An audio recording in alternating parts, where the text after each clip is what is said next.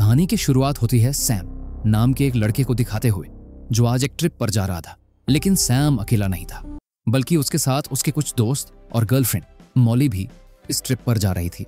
लेकिन बस में बैठने से पहले ही मॉली और सैम का किसी बात को लेकर झगड़ा हो जाता है, जिसकी वजह से दोनों अलग होने का फैसला कर लेते हैं और फिर बस में जाकर अपनी अपनी सीट पर बैठ जाते हैं, जहां सैम की नज़र सामने चल रही एक वीडियो पर पड़ती है जिसमें 180 कॉर्पोरेट कंसल्टिंग लिखा हुआ दिखाया जाता है। इससे पहले कि सैम कुछ समझ पाता, अचानक इनकी बस के पास से लकड़ियों से भरा ट्रक गुजरता है। इसके बाद बस अपना सफर तय करते हुए एक ऐसे ब्रिज पर पहुंच जाती है जहां कंस्ट्रक्शन का काम चल रहा था। ये देखकर सैम को कुछ अजीब महसूस होता है। उसे ऐसा फील होता है जैसे इन लोगों के साथ कुछ गलत होने वाला है कि तभी बस ड्राइवर अचानक बस को रोक देता है, जिस वजह से सैम के अंगूठे पर हल्का सा कट लग जाता है और उसमें से खून बहने लगता है। ये देखकर सैम खून को रोकने की कोशिश करता है और नोटिस करता है कि बस का रेडियो अपने आप ही ऑन हो गया है, जिसमें dust in the wind all we are नाम का एक सॉन्ग बज रहा था, जो असल में एक क्लू था कि इन लोगों की मौत विंड यानी हवा की वजह से ही होगी। पर बस में मौजूद कोई भी शख्स इस गाने का मतलब नहीं समझ पाता, बल्कि वो तो आराम से बैठकर अपने सफर को एंजॉय कर रहे होते हैं। लेकिन सैम ने जब से ये गाना सुना था, तभी से उसके दिल में एक अजीब सा डर बैठ गया था। उसे बस यही लग रहा था कि इन लोगों के साथ जरूर कुछ बहुत ही भयानक होने वाला है। अभी सैम ये सब सोच ही रहा था कि तभी हम देखते हैं कि ब्रिज में दरारें पड़ने लगी हैं और ये धीरे धीरे टूटना शुरू हो जाता है, जिसकी वजह से बस ड्राइवर बस को यहीं रोक देता है और सभी को जल्दी से बस से उतरने के लिए कहता है। इसके बाद एक एक करके सैम के सभी दोस्त अपनी जान बचाने के लिए बस से निकलना शुरू कर देते हैं। पर सैम की एक दोस्त कैंडिस का पैर अचानक फिसल जाता है, जिसकी वजह से वो ब्रिज से सीधा एक शिप के ऊपर जा गिरती है और शिप में लगी रॉड उसके पेट में घुस जाती है, जिसके चलते कैंडिस मौत को गले लगा लेती है। ये देखकर सैम सभी लोगों को बस से निकालने में मदद करता है, लेकिन उसका एक दोस्त आइजैक अब भी बस के अंदर फंसा हुआ था। इससे पहले कि सैम उसकी हेल्प कर पाता, बस ब्रिज से नीचे पानी में गिर जाती है और डूबने की वजह से आइजैक मारा जाता है। अब ये सभी लोग अपनी जान बचाने के लिए इधर उधर भागना शुरू कर देते हैं, जबकि सैम किसी तरह मॉली को ब्रिज की एक साइड से दूसरी साइड पर पहुंचा देता है। लेकिन तभी वो नोटिस करता है कि ओलिविया को भी हेल्प की जरूरत है। ये देखकर सैम उसके पास जाता है और उसे पकड़कर ब्रिज की दूसरी साइड पर पहुंचाने लगता है। पर ओलिविया को बिना चश्मे के कुछ दिखाई नहीं दे रहा था। इसी वजह से वो ब्रिज से नीचे पानी में गिर जाती है।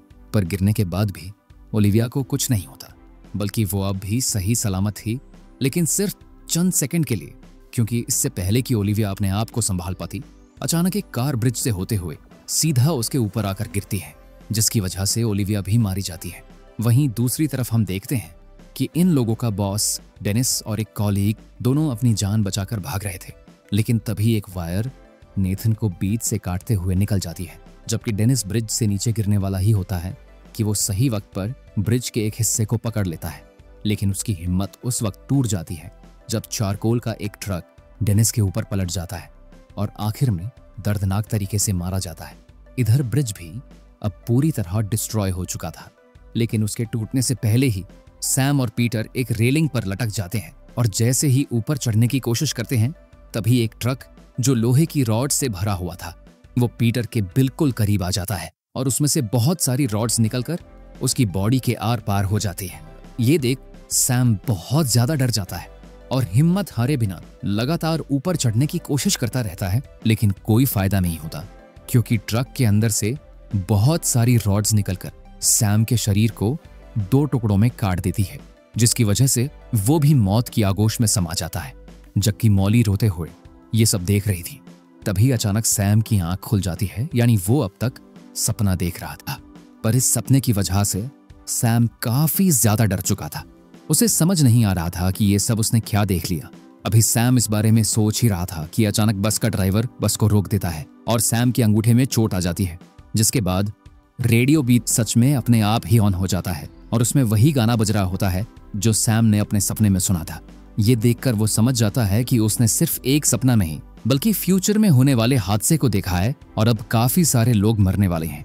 इसलिए सैम जोर जोर से चिल्लाना शुरू कर देता है और बस में मौजूद सभी लोगों से कहता है कि आगे जाकर ब्रिज टूटने वाला है, इसलिए अपनी अपनी जान बचा लो।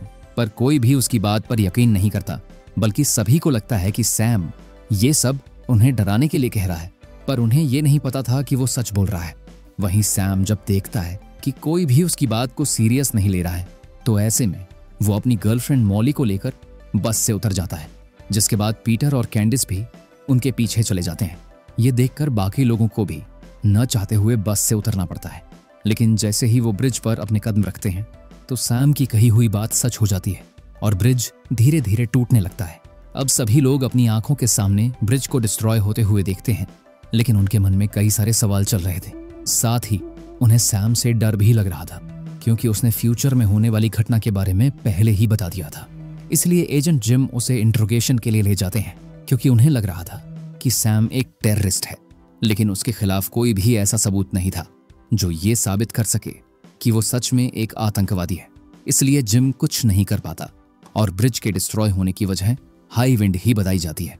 अब क्योंकि इसमें सैम का कोई कसूर नहीं था, तो उसे रिहा कर दिया जाता है। इसके बाद ये सभी लोग उन वर्कर्स के फ्यूनरल में जाते हैं जो ब्रिज टूटने की वजह से मारे गए थे। लेकिन तभी यहाँ उनकी मुलाकात विलियम से होती है, जो सैम से कहता है कि मौत को धोखा देना अच्छी बात नहीं है। इतना कहकर विलियम यहाँ से चला जाता है, जबकि सैम ले कैफे मिरो 81 नाम के एक रेस्टोरेंट में आ जाता है, जहाँ वो पार्ट टाइम शेफ का काम किया करता था। तभी हमें पता चलता है कि इस रेस्टोरेंट का ओनर सैम को अपनी पेरिस वाली ब्रांच में भेज रहा है, जिसके बारे में सैम को पहले ही पता था और उसकी मॉली के साथ ब्रेकअप की वजह भी यही थी। दरअसल जब उसने मॉली को अपने पेरिस जाने के बारे में बताया तो उसने सैम को वहां जाने से साफ इनकार कर दिया, क्योंकि वो नहीं चाहती थी कि सैम उससे दूर हो। पर वो उसकी एक बात नहीं सुनता, जिसकी वजह से मॉली गुस्से में उससे ब्रेकअप कर लेती है। वहीं दूसरी तरफ हम कैंडिस को देखते हैं, जो अपनी डेली जिम प्रैक्टिस कर रही थी, जबकि पीटर ऑडियंस में बैठकर उसे देख रहा था। कैंडिस एक बेस्ट जिम्नास्टिक प्लेयर थी, जो जिम्नास्टिक्स को बहुत ज्यादा एंजॉय करती थी और काफी सालों से इसकी प्रैक्टिस भी कर रही थी। हर रोज की तरह जब आज कैंडिस फ्लिप लेती है तो ऊपर से बहुत तेज नीचे गिरती है, जिस वजह से उसकी स्पाइन टूट जाती है और चारों तरफ हमें खून ही खून देखने को मिलता है। ये सब पीटर भी अपनी आंखों से देख रहा था, जो कैंडिस की इतनी दर्दनाक मौत को देखकर काफी घबरा जाता है। अगले दिन हम सभी कॉलीग्स को ऑफिस में देखते हैं, लेकिन कैंडिस की डेथ की वजह से इन लोगों का काम में मन नहीं लग रहा था। वहीं पीटर की भी हालत कुछ ठीक नहीं। वो अपनी डेस्क पर बैठकर सिर्फ कैंडिस के बारे में ही सोच रहा था और काफी परेशान भी था। ये देखकर सैम और मॉली उसे ड्रिंक ऑफर करते हैं और फिर बाकी कॉलीग्स के साथ मिलकर शराब पीने लगते हैं। पर यहाँ एक पर्सन मिसिंग था और वो था आइजैक, जिसे कैंडिस की ड्रॉर में से एक स्पा का टिकट मिलता है, जिसे देखते ही वो चुपचाप बिना किसी को बताए स्पा के लिए निकल जाता है। इधर ओलिविया की भी डॉक्टर के साथ अपॉइंटमेंट थी, इसलिए वो भी यहाँ से जाने लगती है। फिर डेस्क से उठते वक्त अचानक एक फोटो नीचे गिर जाती है, जो कि ओलिविया की ही थी। पर हम देखते हैं कि उसकी फोटो पर लगा कांच टूट चुका है और ये एक बुरा साइन था। पर ओलिविया इस बात पर ज्यादा ध्यान नहीं देती और यहाँ से चली जाती है, जबकि पीटर कैंडिस को भूल नहीं पा रहा था। हालांकि वो खुद को रिलैक्स करने की काफी कोशिश करता है, पर अचानक हाइपर होकर ब्लास जमीन पर दे मारता है। ये देखकर बाकी कॉलीग्स उसे शांत करने लगते हैं, लेकिन इन लोगों को ये नहीं पता था कि इनका बॉस डेनिस कैमरे के जरिए इन पर नजर रख रहा है और सारी रिपोर्ट एजेंट जिम को दे रहा है। वहीं आइसाक अब स्पाज पहुंच जाता है, जहां उसका बहुत अच्छे से मसाज किया जाता है और फिर शुरू होता है एक्यूपंक्चर सेशन, जिसके लिए एक लेडी आइजैक की बॉडी पर नीडल लगाकर उसे आधे घंटे सोने के लिए कहती है और उसे अकेला छोड़कर यहाँ से चली जाती है। पर तभी आइजैक के पास रखी टॉवल में अचानक आग लग जाती है। ये देखकर वो जोर जोर से चीखना शुरू कर देता है, लेकिन कोई भी उसकी आवाज नहीं सुन पाता, जिसके बाद वो खुद टेबल से उतरने लगता है। पर अचानक पैर फिसलने की वजह से वो जमीन पर गिर जाता है और सारी नीडल्स उसकी बॉडी में घुस जाती हैं। लेकिन आइजैक हिम्मत नहीं हारता, बल्कि वो जैसे तैसे दरवाजे तक पहुंच जाता है। पर तभी एक कैंडल अचानक नीचे गिर जाती है और पूरे फ्लोर पर हमें आग ही आग देखने को मिलती है। पर आइजैक को कोई नुकसान नहीं होता। वो इस आग से तो किसी तरह बच जाता है, पर एक बूढ़ा स्टैच्यू अचानक उसके फेस पर गिर जाता है, जिसकी वजह से आइजैक की भी मौत हो जाती है। इधर ऑफिस में मॉली और सैम एक दूसरे से बात कर रहे थे, जहां सैम मॉली को अपने साथ पेरिस चलने के लिए कहता है। ये सुनकर मॉली भी राजी हो जाती है और इन दोनों का पैचअप हो जाता है। तभी पीटर इनके पास आकर इन्हें आइजैक की मौत की खबर देता है, जिसके बाद ये सभी स्पिया में पहुंच जाते हैं, जहां इन्हें विलियम दिखाई देता है। ये देखकर सैम को लगता है शायद वो इनका पीछा कर रहा है, इसलिए वो विलियम के पास जाकर उससे पूछता है कि तुम हमें फॉलो क्यों कर रहे हो। इस पर वो जवाब देते हुए कहता है कि मेरा तो काम ही ऐसा है, जहां डेथ होती है मुझे वहां जाना ही पड़ता है। इसके बाद सैम विलियम से पूछता है कि उनके साथ ये सब क्यों हो रहा है। तब विलियम उसे डेथ के प्लान और पैटर्न के बारे में बताता है। विलियम की बात सुनकर सभी लोग समझ जाते हैं कि अगर वो अपनी जगह किसी और इंसान को मार देते तो डेथ की लिस्ट में उनकी जगह वो इंसान मर जाएगा और उस मरने वाले की उम्र उन्हें मिल जाएगी और उनकी लाइफ जो लगभग खत्म हो चुकी है वो उस शख्स के पास चली जाएगी जो मर गया है। लेकिन अपनी जान बचाने के लिए दूसरे की जान लेना ये अच्छी बात नहीं है। वहीं सैम अपने कॉलीग्स को यह भी बताता है कि वो सब मारे जाएंगे, लेकिन मॉली जिंदा रहेगी क्योंकि वो ब्रिज कोलैप्स में नहीं मरी थी। ये सुनकर पीटर को गुस्सा आ जाता है और वो सैम से कहता है कि जब कैंडिस नहीं बची तो मॉली कैसे बच पाएगी। इतना कहकर पीटर यहां से चला जाता है। अब क्योंकि सभी लोगों को डेथ के पैटर्न के बारे में पता चल गया था, पर ओलिविया अभी भी इस बात से अनजान थी। इसलिए सभी कॉलीग्स अब ओलिविया के पास जाने का फैसला करते हैं ताकि उसे भी ये सब बता सकें। इधर हम ओलिविया को देखते हैं जो डॉक्टर के पास अपनी आंखों का लेजर ट्रीटमेंट कराने आई थी क्योंकि उसे ठीक से नजर नहीं आ रहा था। लेकिन हॉस्पिटल में मौजूद बड़ी बड़ी मशीनों को देखकर उसे डर लगने लगता है।